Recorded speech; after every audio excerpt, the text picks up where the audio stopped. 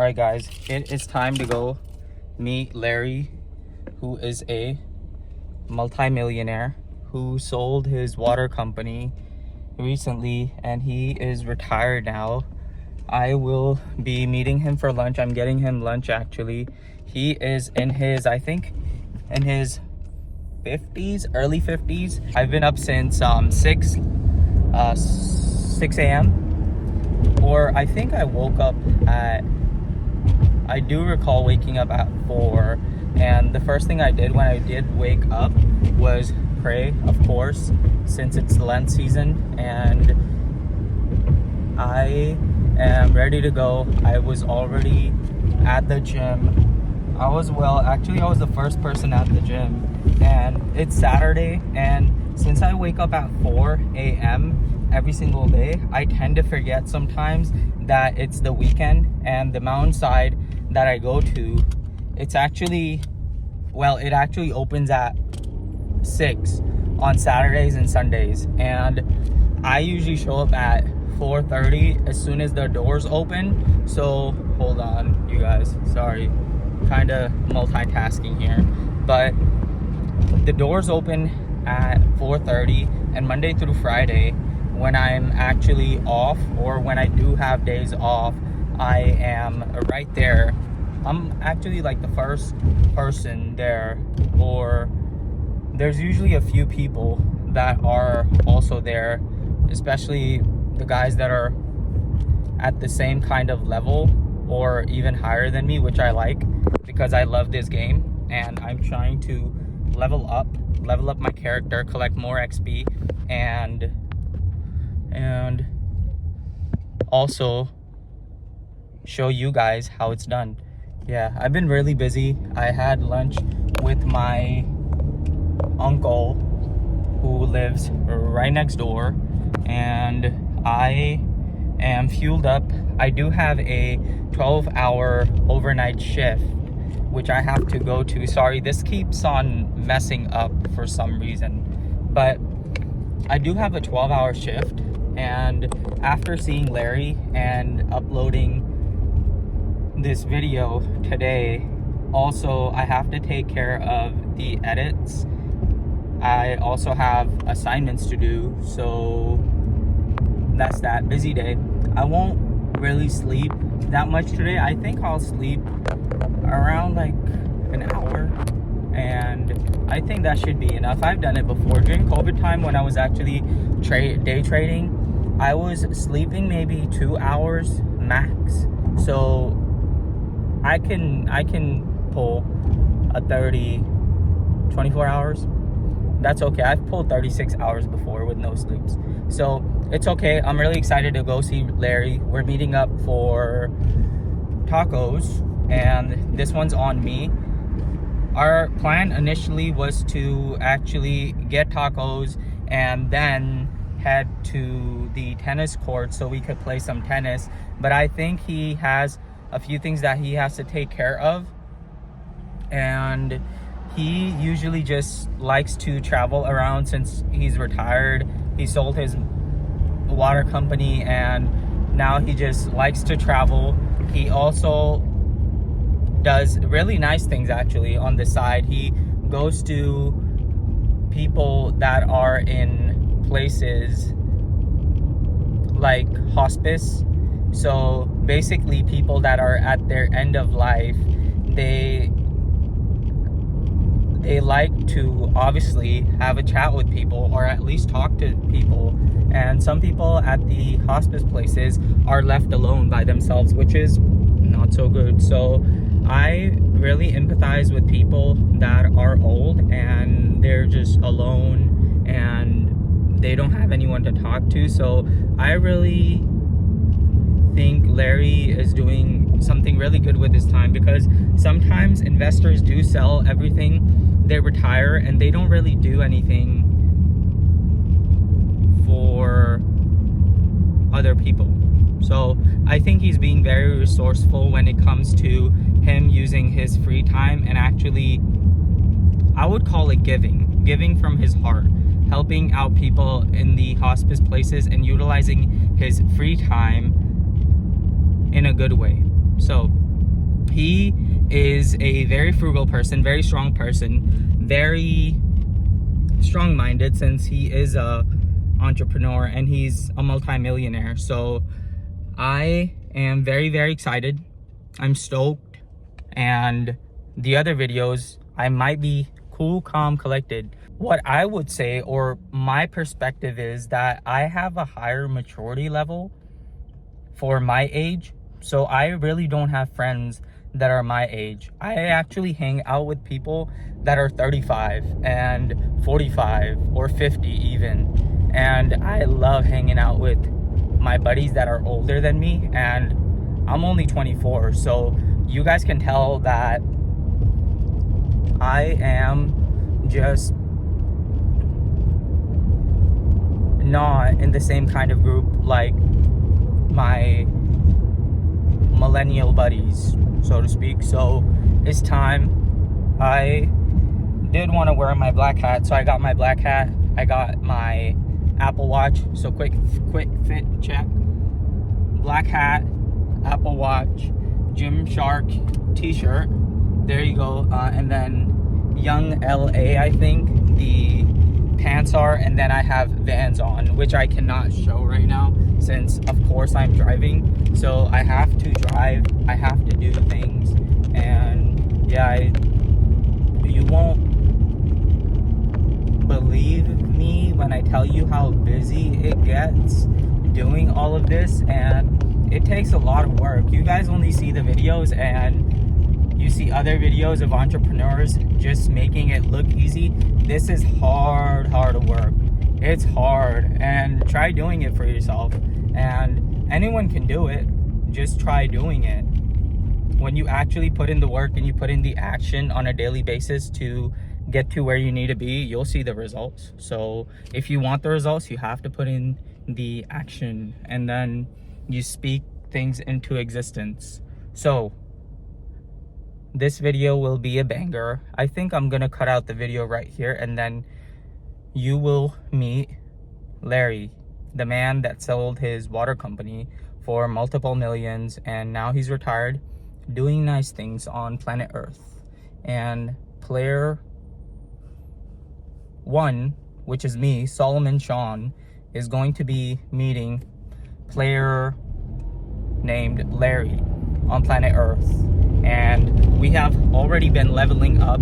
He's been in the game way longer than me, so I can steal some cheat codes, so to speak, or even learn some nuggets. And you guys will also learn a few things from a multimillionaire, not someone that's a professor that doesn't even own a business and doesn't even have any knowledge of running a business, and he's only teaching you theory, and he's never had the chance to actually apply the information that he's teaching you. So why would you even listen to those professors? So keep watching the video. I know I said I would cut the video right here, but I'm gonna cut it right now. I'll see you when you see Larry in the video. Also, I did have a different car, and I think it's Larry's first time seeing me in my car, so I think he might be surprised. But the man drives a Porsche, so who am I to talk? I'm just a player on level 24 on planet Earth, trying to do my part and play this game, which is called life. Unfortunately, I only have one lifeline, so I have to be very careful when I do take adventures on planet Earth, because you guys can get in trouble. So keep following. Let's see. Hopefully I see Larry. I don't know if he has already bought lunch. I did text him that don't buy lunch, and there he is. Watch.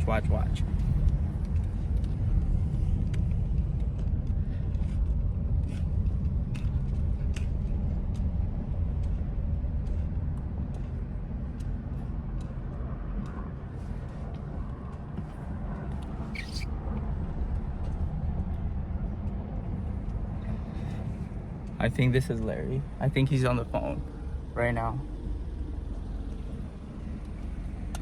Or I think he's already sitting. I'm not quite too sure, but we'll see. Well, that's his car, and let me actually take a deep breath because I haven't slept much, and let's keep going because I really want to show you guys how I'm playing this game called life. All right, turn the things off, turn the horse off, so to speak. This is my baby horse. I call it Batmobile. Turn the Batmobile off, and let's go be Bruce Wayne. Bruce Wayne meets Ra's al Ghul. Ra's al Ghul. So Mr. Larry is Ra's al Ghul, and I am Bruce Wayne for today. So let's keep going, and I'll see you when I sit with Larry. I have to go get lunch. Yep. So this is Mr. Larry, and go ahead, say hi to the channel. Welcome to the channel. And Larry, tell them about yourself. Oh, there's not much to tell except that God's been good to me in my life, and I started a company many years ago, and it blossomed. We expanded into 11 states, and eventually when COVID hit, most of the companies in my industry were going down, and we just went straight up and had someone interested in purchasing our company and sold. And how much did you sell the company for, if you don't mind me asking? We sold it for $2.7 million. Wow. Yeah. And how much work did you have to do for that company? Oh, for 25 years of my life, I dedicated to it. I had a few employees, but we were equity financed. There was no debt to the company. So at the end, the biggest thing was capital gains tax. Yeah. Wish we could avoid it, but we can't. All right. Well, let's see the cars here. So that's Larry's car. Larry, what kind of car is that? That's a Boxster. Boxster? A Porsche Boxster. Okay. And I wanted to show Larry because Larry had seen my Nissan, and I recently got the Mustang, and I wanted to give Larry Pretty nice. Yeah. Pretty nice. You want to see the inside? Sure, of course. Go ahead. This is how the other half lives. Yeah. Look at that. Speedometer to 240? I don't know. Gotta be careful. Please like cars like this. Mm-hmm. Yep. Nice, beautiful color. Yeah. And within a few minutes when we do get our food, well, before we do get our food, we're actually going to just talk to Larry, and you guys will be learning how you can actually become an entrepreneur.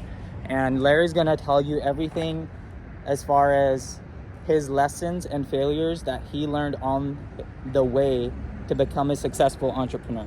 Well, they say they're not made, they're born. But in reality, hard work and complete ethics and doing things the right way can make you one. All right, let's go have a seat, and then I think the food's going to be ready in about 10 some minutes. So we're just gonna talk, and I'm just going to ask Larry a few questions and let him talk, and so you guys listen to his lessons and not mine for today. So yeah. All right, so we just got done with lunch. Yep. And now we're going to be taking a walk, and you guys will learn everything about Larry and how he got started with entrepreneurship. So Larry, let's start with, what did you used to do before you became an entrepreneur? Well, we have to go back a little further than that. I was born into a family with 14 kids, and when you grow up in a family without much, it's adversity that makes you a little bit stronger, right? So when I was 11 years old, I was in 5th grade, I started my first company. Like, what the heck is that guy doing? So I would take toothpicks, dip them in cinnamon oil, and take them to school, sell them for $0.10 a piece or 34 a quarter. Most of the teachers didn't like that, but I was a kid walking around with a couple bucks in my pocket always. So I realized at an early age, if there's something I wanted, I had to go out and get it myself. Right. So selling toothpicks, didn't matter what I was selling. That if I could create my own path, it would take care of me along the way. And at one point in time, someone said I was smart enough to go to college. So I did. And got a job in the accounting world. Did that for a few years, and along the way, I'd always had some side gigs going. My brothers had landscape companies, and I was always into real estate, but it just, I didn't want to work for anybody else. So I started my own company, and that was the beginning of it. I used the accounting background I had, the business knowledges, just everyday life, and started a company. I can do it, anybody can. Right. And Larry, you did tell me you were an accountant before you started your company, right? I worked for a CPA firm for a few years out of college. Yeah, I got an accounting degree and a business degree. Mm-hmm. Kind of want to stay in the sun. Oh, you do? Yeah, that's nice in the sun. Okay. We're good. Right. And the first year of you being in entrepreneurship, how hard was that year? Well, you have to do it for survival mode. You have to go into survival mode. So it's not about how much money you make, it's about how many friends you can win and influence. It'll help you down the road in the path of creating whatever entity you want to do. So for me, it wasn't about making a lot of money real fast. I wanted to grow and figure out how to get customers. Just because you get a lot of customers doesn't mean you make a lot of money. Right. Learn about profit margins, learn about service aspects that are a little bit more important. You build goodwill at the very beginning. That's kind of what I was aiming for, is earning the trust of my clients and organically growing the company. You know, a lot of people want to go spend, and buy it, and buy that market share. Right. For me, it grew organically. You know, make friends, win customers, and grow in a controlled fashion. Yeah. And how much were you sleeping in your first year of being an entrepreneur? Well, let's just say that my dad raised 14 kids, and he probably slept no more than 4 or 5 hours a night. Yeah. In my life, you have to outwork everybody else, because I never claimed to be the smartest person. And when I raised my 5 kids and my wife was working, my hours in the business world were shrunk down, meaning I was usually home by 3 o'clock to become a house dad. Best job I ever had. Of course, didn't pay any money. Right. Brought bigger dividends than money can ever buy. But I would leave early in the morning, and I always made sure I was back home by 3 o'clock. Kids went to bed, I went back to my desk. From 9 o'clock to sometimes midnight, 1 o'clock in the morning. Oh, wow. There's lots of tired nights I had. Right. But well worth it. Right. And so were you basically sleeping 3 hours a night? I'd say on the average probably 4.5 hours a night. Wow. That's brutal. So how long before you actually hit big with your company? The very first big hit I had was on day one. Day one? Day one, okay. when I got my first account. Right. So basically, Larry's saying that when you are an entrepreneur and you have started a company, every day is day one. Sure. Every day you start back over. And it's not Groundhog Day unless you make it that. Right. It can't be. There should be a saying in your life, whatever it is. For me, there are no bad days. Right. Right? I always say I'm better than I deserve. I stole that from Mr. Ramsey. But the problem is most people don't look at life and they don't want to embrace it. Even the challenges. You cannot climb a smooth mountain. There's steps along the way, progress. And sometimes you get knocked off of it, but you got to get right back up. Right. But in reality, it's a nightmare if you think you're going to just start off and everything's going to go smoothly. There's no perfect plan. Right. Right. So Larry, at some point, did you think that everything was going to go bust? You were going to go bankrupt? Did you have those kind of moments? No, I always believed in myself. You know what? I never say never. Never say die. I never quit. Right. Maybe it was because I had a drive to feed my family or to be successful. But you got to remember that success is only in the eyes of the world that challenges you. For me, it's the honorable pursuit of a worthy goal. It's not about making a certain amount of money. If my goal is to feed my family, right. If my goal is to get 30th customer, whatever that goal is, if you hit that goal, you've reached your own pinnacle of success. But take it in small chunks. Right. I got successes every day. I was successful every day of my life. Right. And I also wanted to mention this from the Bible, that God says that He will give you everything at the cost of you actually putting in the work and you actually doing the labor. So Proverbs actually states that those that do not work should not eat. And there's honor in work.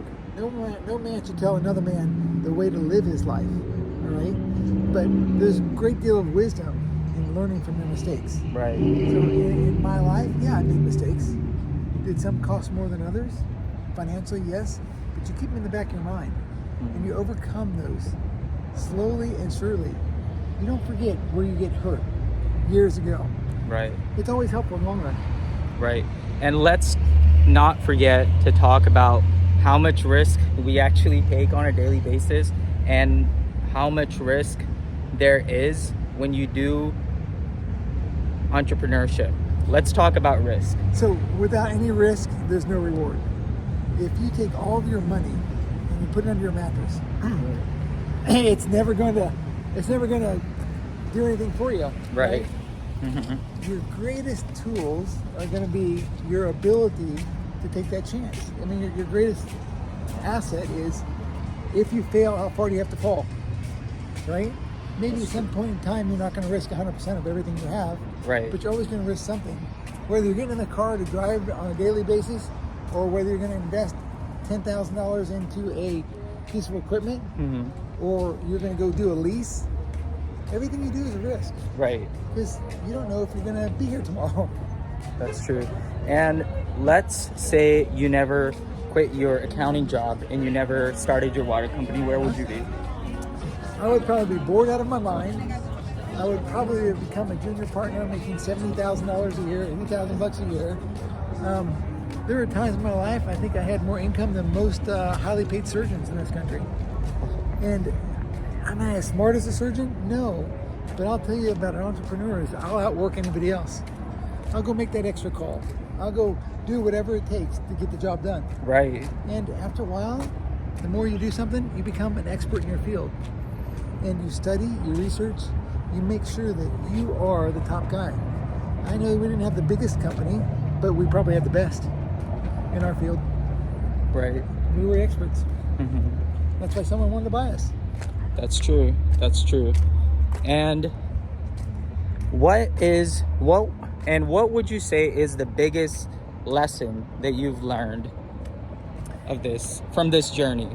What I would say to anybody that's getting ready to start out right now, or if you're halfway through, or whatever journey path you're on, is that if you wait till tomorrow, there's no such thing as whatever day of the week it is going to be. It's like, when are we going to do it? What is someday? Someday doesn't come after Monday. Doesn't come after Tuesday. Right. Wednesday. When is someday? Today is the day. So the biggest lesson is don't waste your life. Don't waste your time. Don't say someday I'm going to do this, because I don't know what day of the week someday is. Right.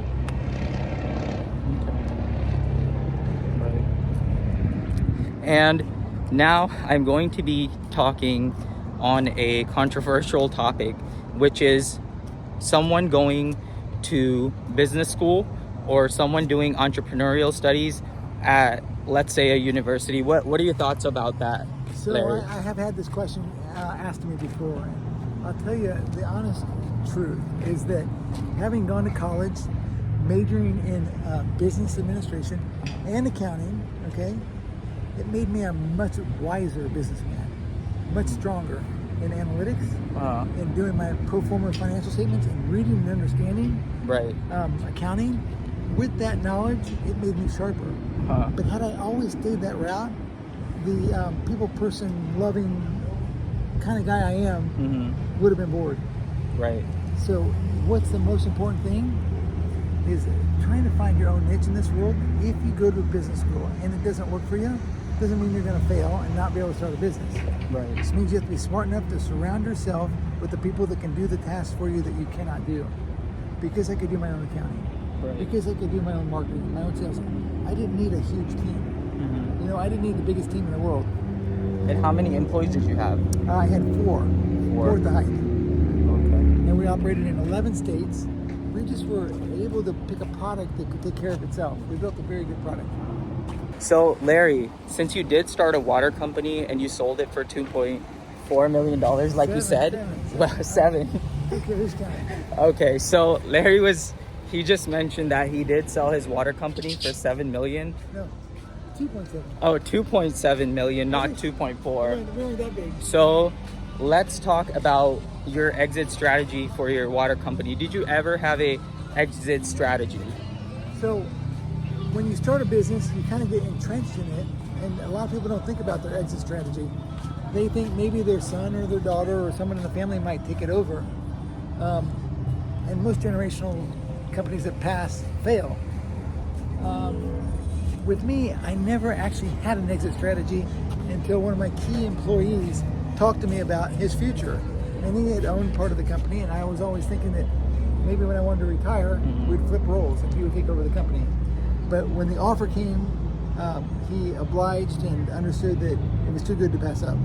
But if you start thinking, when you start your company, how can you get out of it? How can you exit it? How can you sell it? How can you merge it? How can it morph and change into something else? It's great wisdom to know where you're headed. Because most people don't think how it's going to end. Right. And at any given point, did you consider your water company to be like a baby? Was it really painful to actually exit and sell that company because that was your first company? That was not my first company. Oh, okay. No. So for me to exit that company, I thought at first maybe I was letting down some of the employees.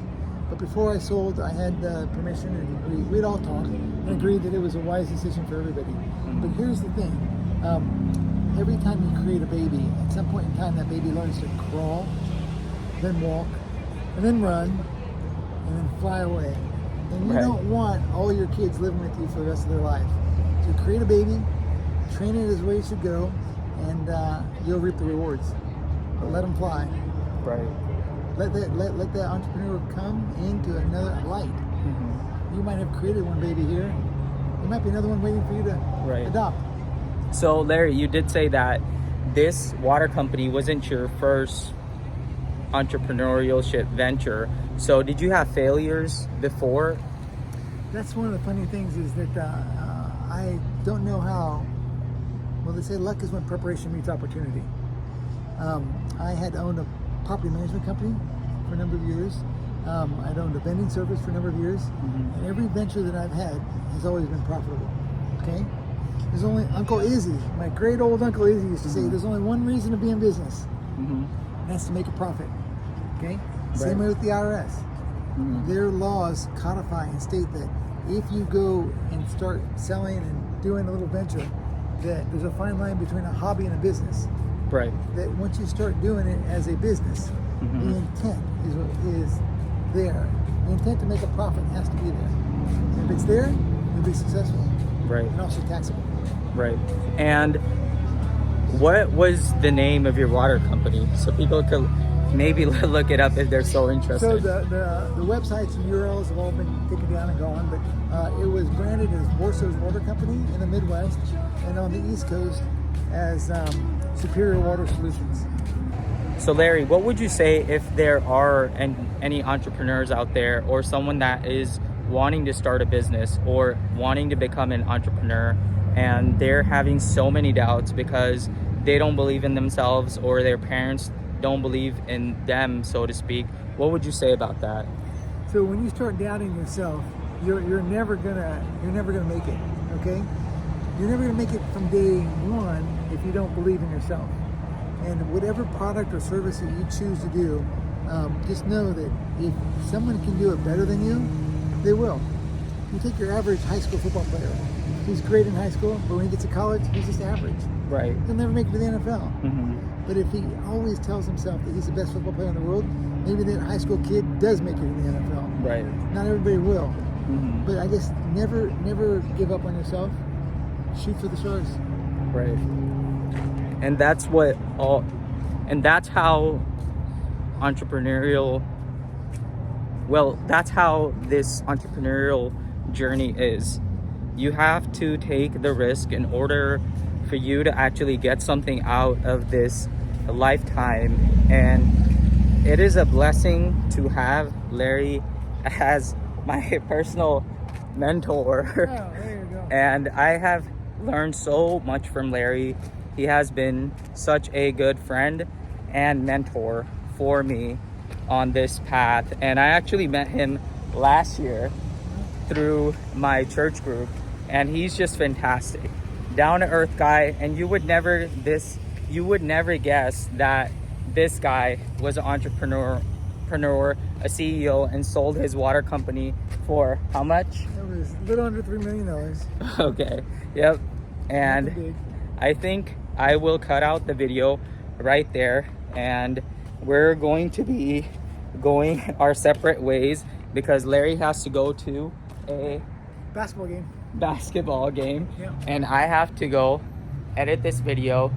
I still have to do my assignments, and I still have to get things done, sleep for 2 hours, and show up at work and do a 12-hour overnight shift. So I will be only sleeping for 2 hours, and I have to get back to work. So I'm gonna say bye. Well, we're gonna say bye to you guys, and I will see you in the next one. If you enjoyed this video, make sure you please subscribe so I can keep on posting, and leave a comment down below if you did enjoy this video. If you want to hear more from Larry, or if you have any kind of questions whatsoever, leave some comments down below. And yeah, if you're new to, we'll answer them. Right, Larry and myself will answer every question that you have. And again, welcome to the channel if you're new. I'm Solomon, the mass entrepreneur, and this is Mr. Larry. And bye now.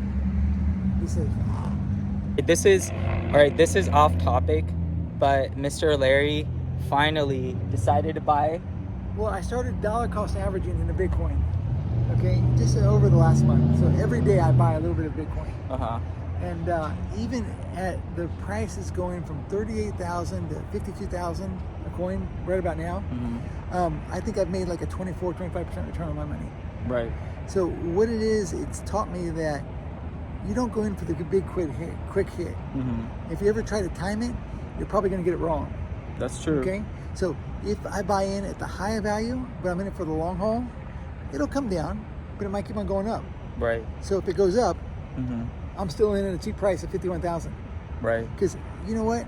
People say it may hit $1 million a coin. It will definitely. It may not in my lifetime, but it doesn't matter if you stay consistent with your objectives. Right. Mine are to continue to dollar cost average. So the two choices on the website I use could be daily buy-ins with no fees, or I could buy in hourly. Right. So I haven't jumped to the hourly buy-in yet, but I'm doing daily. That's good. That's good. So when did you actually find about Bitcoin, and why did you invest in 2024 rather than investing later when you did hear about it? Great question. I always heard about Bitcoin and when it was getting going, and I didn't understand it. And it's not until you look at our economy and what's happened with banking and just the use of a credit card. I can only give you one example. If you use your credit card to buy $50 worth of pizza at a pizza joint, okay? And the people take their commissions out of that, it becomes like $47.50. And if those people at the pizza place go and buy something with their credit cards, after 10 to 15 transactions, that $50 disappears. And the only people who have made money are the credit card processing companies. Right. And it gives you a different perspective on what the value of a dollar is. And there is one country right now that's adopted Bitcoin as their primary currency mode. So the world is a little bit slow to catch on. And I think that this platform is going to make it easier for the bigger transactions to happen. Whether you're buying a car or a house or, you know, something that is more than just a pizza. Right. All right? Although it could still be used for smaller purchases. Right. In the global scale of things, I wasn't smart in catching on 10 years ago. But when I look at it, it's historically performed better than anything else. That's true. And I'm not making it up, with over 100% returns for some people. Yep. So I just started doing it less than 45 days ago. And if I can dollar cost average at this height and still come with a return, anybody can do it. Right. And you can do it for as little as $1 a day. You can do it for $1,000 a day. Just have to know how to protect your cold storage. Right. And the thing is that we're not going to know what Bitcoin is going to be in 10 years. No one knows. But if you do look at the charts and you do look at the compound annual growth rate of Bitcoin, it's beating basically everything out there.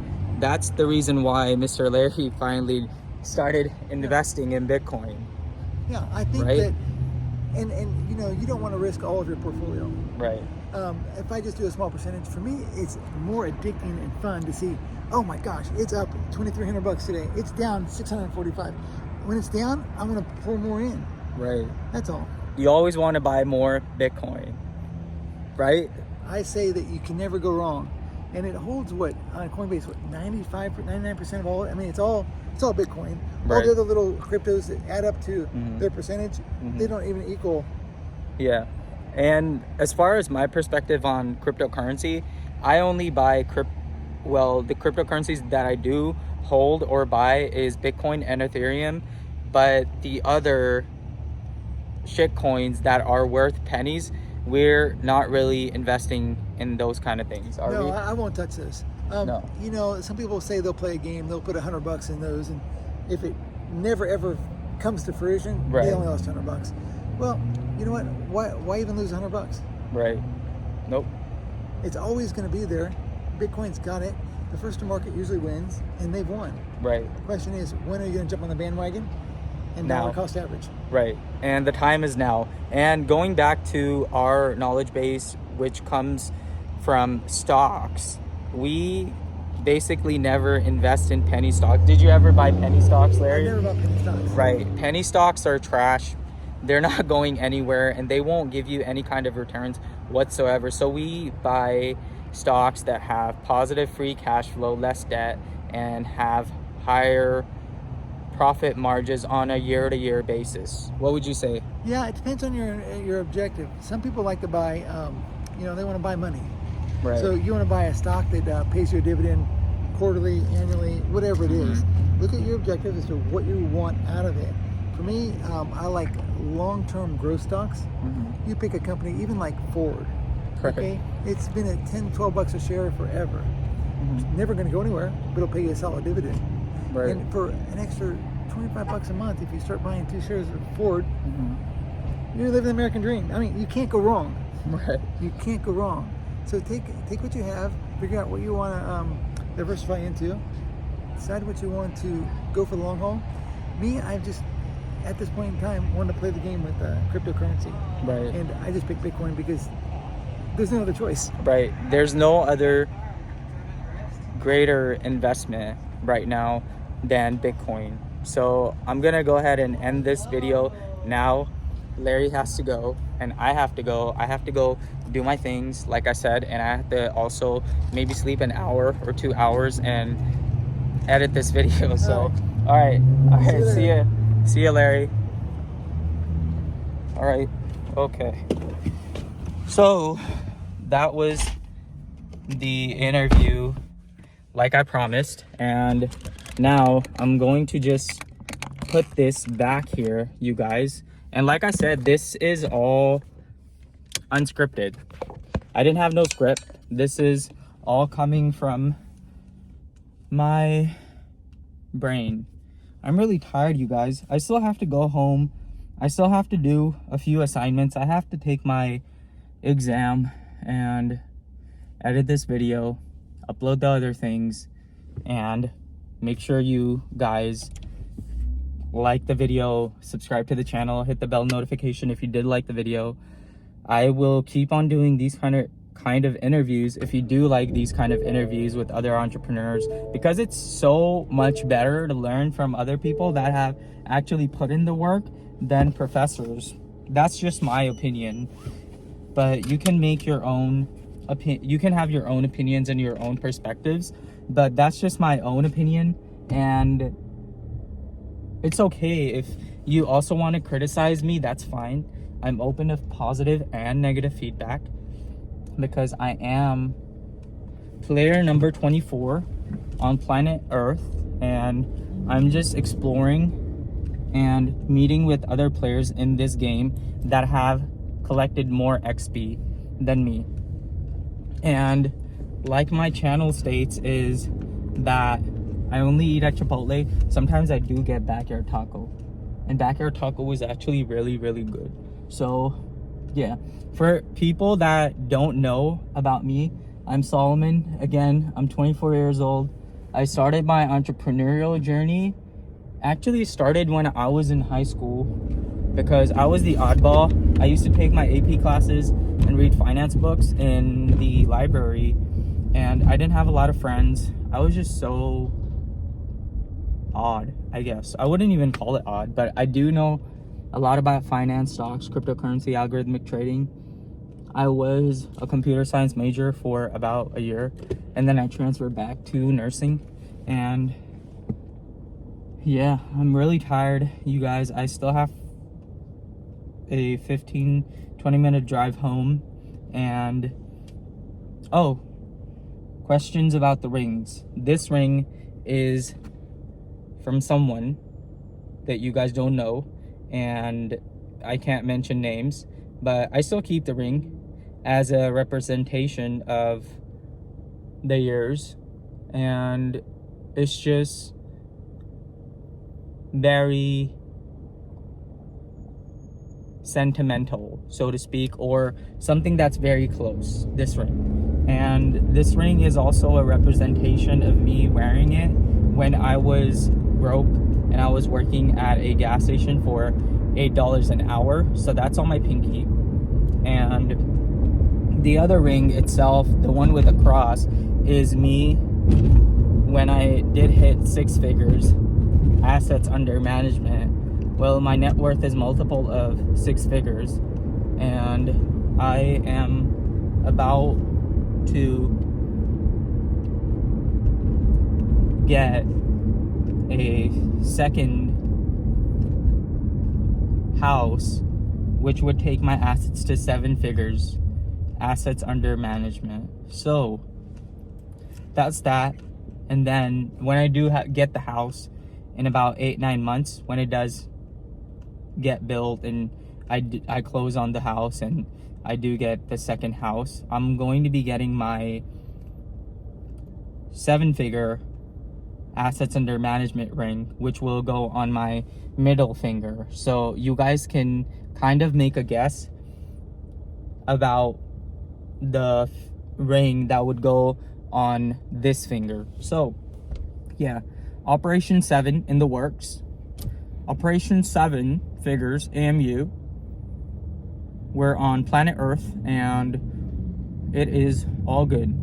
All we have to do is ignore NPCs, follow God on a daily basis, pray, finish my assignments, do the side missions, and focus on the main mission. Right now, the main mission is to hit 7 figures AMU, and that's the only thing that that is on my mind, and that's all I am focused on as of right now. As soon as we hit 7 figures AMU, that's when the real work begins. I'm actually, like I said, I'm actually sad that once I do hit 7 figures, I will just keep on thinking about Operation 8. And yeah, guys, this is basically what we have to do. In order to win, you have to work hard. You just heard Larry. Larry is such a good guy, and like I said, down to earth. And yeah, I'm gonna cut the video right now, guys. I am almost home and I have to edit this video, get it up, and I hope you enjoyed the video.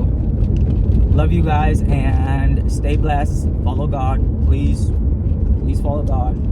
Don't partake in bad habits. Don't waste your life. Please don't waste your life. You only have one life, only one lifeline. Please play the game of life just like me. You're a player. You may be on level 10 or level 15 right now, but you can get to level 24 like I did, and you can start these little operations. You can start from Operation 0, Operation 1, Operation 2 figures, AMU, and then keep on going. And of course, you have me, the masked entrepreneur, which is identity reveal, Mr. Solomon. Mr. Solomon is the masked entrepreneur. And oof, this mask is so hot because I'm in Arizona and I'm not gonna put that on. But yeah, guys, I have to go. The masked entrepreneur is very busy and I will only sleep 2 hours today. So I have to go. So, like I said, bye-bye. Alright, you guys, it is time for, you guessed it, side missions. And the thing, guys, is that you will get what you want in life when you do put in the work. You have to be very tenacious and relentless to get something out of this lifetime. So let's go do some side missions. It's time to save some lives. Another thing that I also wanted to mention is that during your entrepreneurial journey, you're going to be having a lot of doubts. You're going to have people that don't understand what exactly you're going through and how busy you actually are. Even my family sometimes doesn't understand what I have to do on a daily basis and how much time I don't have. And when I am home, they think I'm just messing around, which I'm not. I only sleep about 4-5 hours, and even today I had one of my family members saying that, oh, you were off for 2 days, what were you doing? Even on my days off, I'm working 14-15 hour days. So that's what I was doing. But if you do want to win, you have to learn how to say no, because if you don't know how to say no, you're going to be sacrificing on your goals. And it's either you say no to things that don't matter to you and things that won't be resourceful to you during your short lifetime, then how do you think that you will be able to get to where you need to be in this lifetime? So say no. Learn how to say no. If it doesn't match your vibration, if it doesn't match your frequency, say no. And that's basically what I do. And yeah, it will be a good day at work. I have a 12-hour shift, and I met up with Larry, right? I have been up since 4, went to the gym, shot clips, and met up with Larry, got with him for lunch. I slept for a little bit, and then, well, I didn't sleep much. I only napped for like an hour or 2 hours. I think it was just an hour because I had to do assignments and take my exam. So I did that, and now it's time to work. God is good. Let me think of something that I can share with you guys today.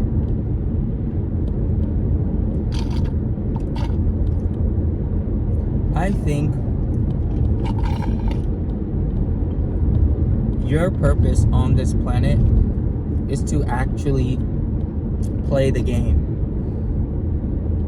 And the game is life. And the best video game has been created by the creator. And it is flawless. You just need to know the glitches that are there and learn how to unlock those glitches and have those cheat codes. And I have found the cheat codes. Well, I don't have cheat codes. I just work really, really hard. And I put in a lot of hours, and I work like it's day one. Jeff Bezos says that he grew Amazon by always thinking that it is day one. Every single day, he would tell himself that it's day one. And I tell myself the same thing, that every single day I wake up, I am broke. I am still broke. That's why I wear the silver ring on my pinky, which is a representation of me working at the gas station at $8 an hour in 2017, 2018. So that is something that is very close to me. And everything that I have built or everything that I have right now, it's because I work hard. I don't have any talent. No talent whatsoever. I just work hard. I follow God. I am disciplined. I have good reading skills, good speaking skills. I used to not speak so fluently and eloquently, but by reading a ton of books and me actually taking the time to process before I speak is the way to be effective when it comes to communicating with other people. So if you want to be very effective with your communication, try slowing down.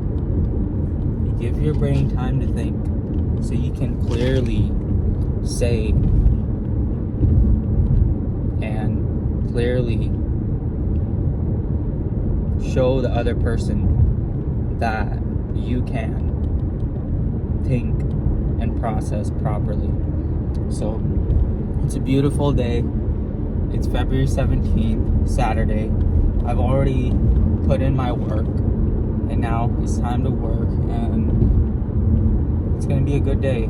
Positive energy, positive vibration. And that's what I'm saying. Most people are just energy suckers.